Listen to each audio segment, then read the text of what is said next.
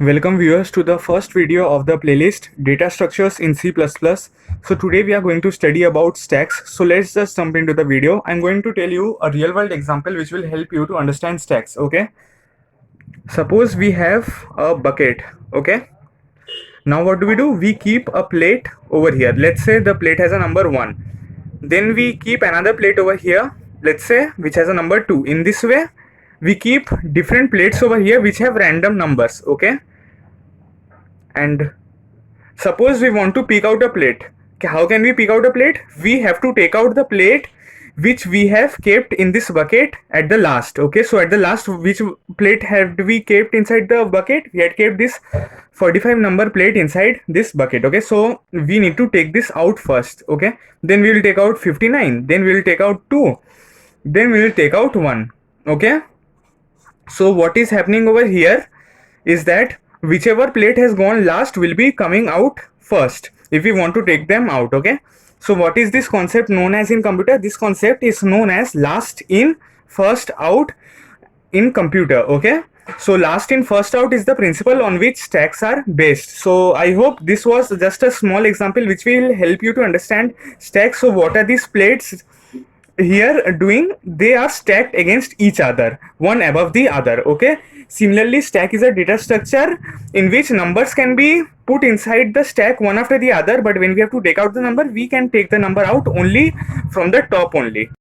One thing that you will notice over in this bucket was that if we wanted to take out this number 2 plate, then what would we have to do? We would have to first take out 45, then 59, then we would have got to. We just can't take this out from here by breaking the bucket. So this is what stack is all about. You can put a number at the top of the stack, and when you have to take out a number, you can only take out the number from the top of the stack. There is no in between, and if you want to do something in between, you have to iterate from the first only. Okay, so let's see the code. Whenever we have to declare a stack, we write something like this: stack in small, then the type of data type, then a small variable by which we will represent the stack. Okay, so for example, I want the plates over here to be of the data type numbers. Then I have to write this int over here. But if I wanted this to be of a character, then what would I have done? I would have written char over here.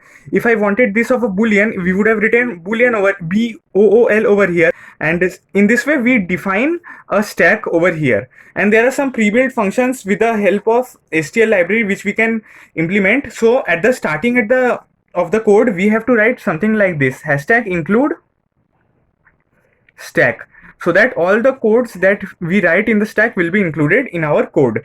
This is an inbuilt code which is written, which we are including in our code.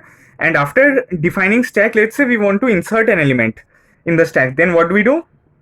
We write s.push and then a random number, let's say 100. So here is my stack. First 100 is entered, and then if I want to push another number, then I can write s.push 200. Then 200 will be put inside this stack. Now let's say I want to see what is at the top of my stack. Then what will I do? I will write cout s.top.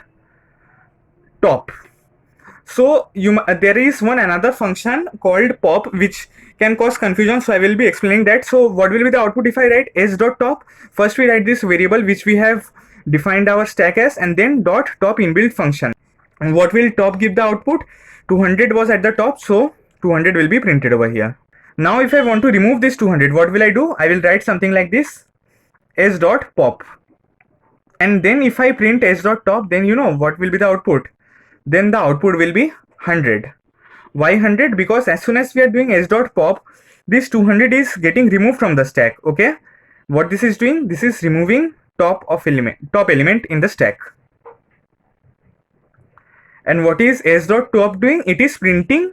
It is used to print that element which is at the top of the stack. Okay, so in this way, these are 3 functions which are very useful in the implementation of stack. So you need to keep these 3 functions: s.push, s.pop and s.top. What does push do? Pushes an element inside the stack. What does pop do? Pops an element outside the stack which is at the top. And then what does s.top do? It just returns the element which is at the top of the stack.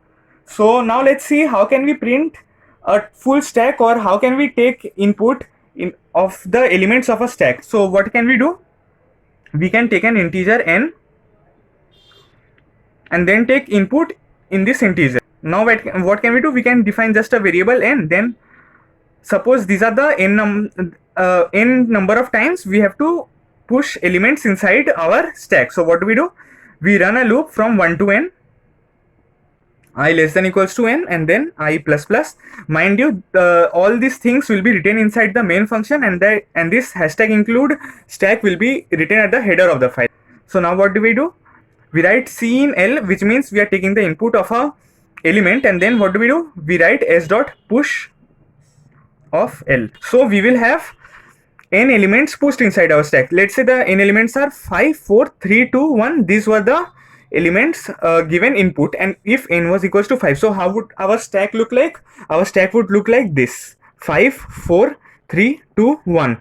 Why 1 is at the top? Because whatever we push at the last comes at the top, which is the property of the stack. And if we now want to print all these stack elements, so what we will do?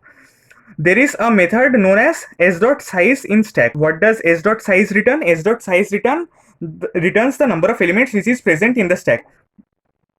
So I will keep printing the elements of the stack till the stack size becomes 0. So when will this while loop execute? When the stack size is not equals to 0, and when the stack size is not equals to 0, then there are some elements inside this stack which I can print. So now what will I do? I will do cout s dot top. So what is this s dot top doing? It is printing the topmost element, which is 1. So our output will look like something this 1. And then what will I do? Since I printed this, I no longer require this. So what will happen? I will remove this. So what will I write? S dot pop. So this will remove the topmost element in the stack, and this was the input. So you can see one thing, that the last element is present at the top, which is the principle of stack, last in and the first out. So after popping 1, what is the size of the stack? Size of the stack is 4. So is 4 not equals to 0? Yes, 4 is not equals to 0. Then we will cout s dot top. Then what is at the top? 2. So our output will be 2, and in this way 3, 4 and 5. So you can see 1 was entered as the input in the last, but in 1 was printed at the output at the first. So this is how stacks function. So in this way we have seen how to implement a stack with small examples. And suppose if there was any other data structure, what would we have done? We would have written, let's say if we had set, we would have written set int s. If we would have got q, we would have written q int s. So the name of the data structure, then the integer, and then the variable by which we want to represent the data structure. And then each data structure has its inbuilt functions, and it has its inbuilt code which we have to write by writing this header file. So what are the inbuilt functions? It is push, pop, top and size. There is another function in stack which is known as s.empty. S.empty just tells us whether the stack is empty or not. It returns true or false. So instead of writing s.size not equals to 0, we could have also written not then s.empty, which will keep printing the elements until the stack is empty. So this was all about stack. Do ask any doubts in the comments. Thanks for watching.